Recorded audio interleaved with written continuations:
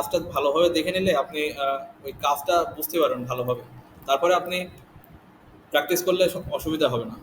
তো এখানে আমি ফার্স্টে একটা ইলিপস নিলাম। এখন ইলিপসটা নিয়ে শিফট আর অল্টার চাপ দিব। শিফট আর অল্টার চাপ দিয়ে একটা রাউন্ডেড ইলিপস হবে। শিফট আর অল্টার চাপ দিয়ে এই যে রাউন্ডেড একটা ইলিপস নিলাম।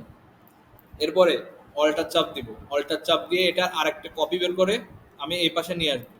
নিয়ে আসার পরে দুটোর কি করব, শেপ বিল্ডার দিয়ে অল্টার, এখানে প্লাস আছে মাইনাস আনতে হবে, অল্টার চাপ দিয়ে মাইনাসটা এনে এ একটা ডিলিট, একটা ডিলিট, ডিলিট হয়ে গেল। এরপরে আমি সিলেকশনে যাব। যাওয়ার পরে এই যে পাতাটা আমি আঁকাইছি এটা আমি একটু হালকা বড় করে দেবো, হালকা একটু মোটা করে দেবো। এই কোনা ধরে হালকা একটু মোটা করে দেবো, হালকা একটু বড় করে দেবো। এখন এরপরে কি বলছিলাম, কালকে রোটেট টুল, এই যে রোটেট টুলটা নিয়ে জাস্ট এর যে অ্যাঙ্কর আছে অ্যাঙ্করে আমি অল্টার চাপ দিয়ে একটা ক্লিক করবো, অল্টার। এখন এখানে ডিগ্রি উঠবে। এখন আপনার রোটেট টুলে কাজ করার সময় এখানে ডিগ্রি অবশ্যই 360 হবে আগে, 360। এরপরে আপনি 360 ভাগ যে কয়টা ভাগ করবেন এখানে, ওই ইয়েটা যে কয়টা ভাগ করবেন এই পাতাটা, এখানে আমি দিলাম 20টা। তো এখানে 20 দিয়ে এখানে কপি, ওকে দেওয়া যাবে না কিন্তু কপি দিতে হবে। এরপরে কন্ট্রোল ডি, কন্ট্রোল ডি দিলে একটা অবজেক্ট ওই সেম ভাবে বারবার কপি হবে ওই সেম পজিশনে। কন্ট্রোল ডি দিলে এখানে এই যে কপি হয়েছে। এরপরে সবগুলো হয়ে যাবে। হয়ে যাওয়ার পরে এখানে আপনি, আজকে একটু নতুন কাজ দেখবো, এখানে সিলেকশন টুলটা নেব, নিয়ে এই সবগুলো ধরবো। ধরার পরে আজকে আমরা একটু সেপারেটলি কালার করব, এই ফুলটা আর একটু সুন্দর করে সেপারেটলি কালার করব।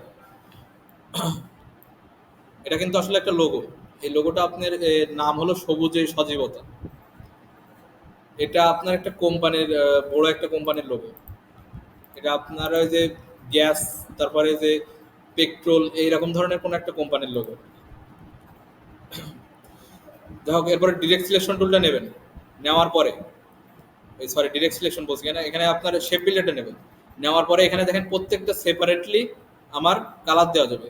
তো আমরা এখান থেকে ফার্স্টে কি করব, ফার্স্টে সবুজ কালারটার এই যে একটু হালকা লাইট কালার, যেটা সবুজের হালকা লাইট কালার, এটা নেই। নেওয়ার পরে এখানে একটা করে ক্লিক দেব। দেখেন আলাদা আলাদা কালার হচ্ছে।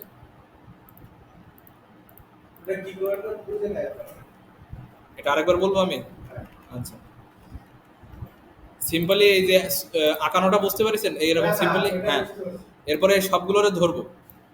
ধরার পরে এই যে শেপ বিল্ডার আছে না, শেপ বিল্ডারটা নেব। নিয়ে এখানে কালারটা আমি সিলেক্ট করব। এখন ফার্স্টে আমি একটু হালকা লাইট কালার, সবুজের হালকা লাইট কালারটা ইউজ করি। এখানে দেখবেন যে সবুজের অনেকগুলো ভেরিয়েন্ট থাকবে।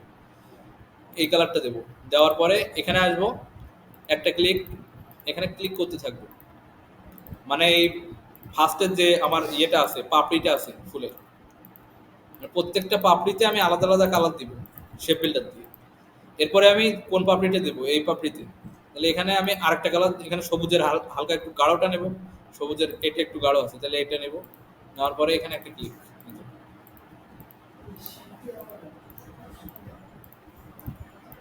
তাহলে সেকেন্ড পাপড়িতে আমি আরেকটা কালার দিলাম।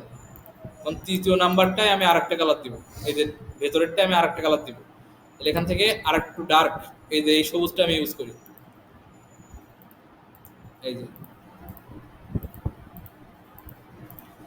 তাহলে কি করলাম, আমি পরেরটা আর একটা কালার দিলাম পাপড়িতে।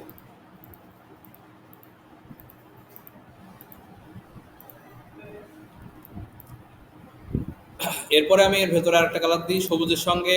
আপনার হলুদটা একটু যাই, হলুদ, হলুদ মতো কালার, এখানে হলুদটা দেই।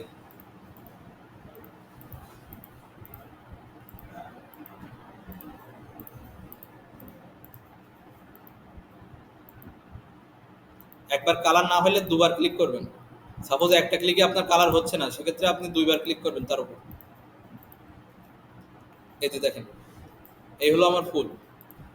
এখন কি করব, এই সবগুলোরে ধরবো। ধরার পরে এর যে স্টক কালারটা আছে, স্টক কালারটা আমি নান করে দেব।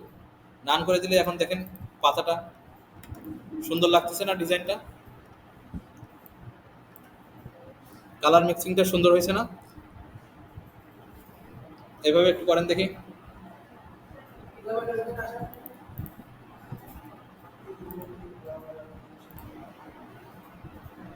তাহলে জাস্ট এটারে ধরবেন, ধরে ইফেক্ট স্টাইলিশ ড্রপ শ্যাডো, এরপরে এখানে ফাইল থেকে export, export save for web, হ্যাঁ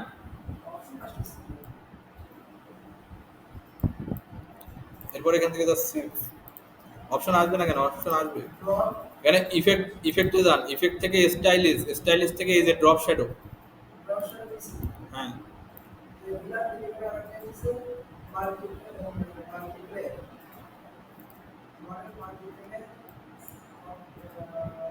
দাঁড়ান আমি আসতেছি।